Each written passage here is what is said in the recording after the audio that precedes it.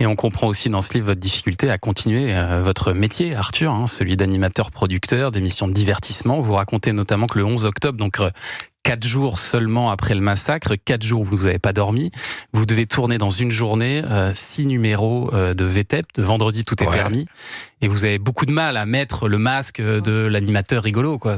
Vous savez, en France, il y a 400 000 Français juifs, et je ne connais pas un seul juif en France qui ne connaît pas de près ou de loin quelqu'un qui a été touché par le 7 octobre.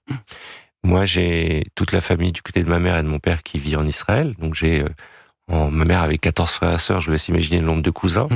Et dans les jours qui ont suivi le 7 octobre, finalement, non seulement on comptait les morts, mais surtout on essayait de savoir qui était pris en otage ou pas. Donc on avait tous une angoisse terrible. On se disait, mais est-ce qu'on n'a pas un proche là-bas, un cousin, un neveu, qui pourrait être, et dans mon cas un filleul, qui aurait pu être au Festival Nova, ou qui aurait pu être enlevé par des terroristes. Mais bon, il a fallu faire son métier, et c'est le mien, qui était de divertir. Et je l'ai fait.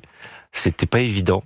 Mais je crois que ces 30 années de télévision ont fait que j'ai pu avoir quelques automatismes, et surtout j'ai été porté par des artistes qui ont vu qu'il y avait un truc qui n'allait pas, que j'étais pas vraiment dans mon assiette, et donc j'ai animé comme un robot ces émissions, et j'ai souvenir qu'en rentrant chez moi, on était sur le périphérique, et j'essayais de me souvenir qui étaient les invités que j'avais reçus. J'en avais reçu 36, et je ne me souvenais plus d'un seul.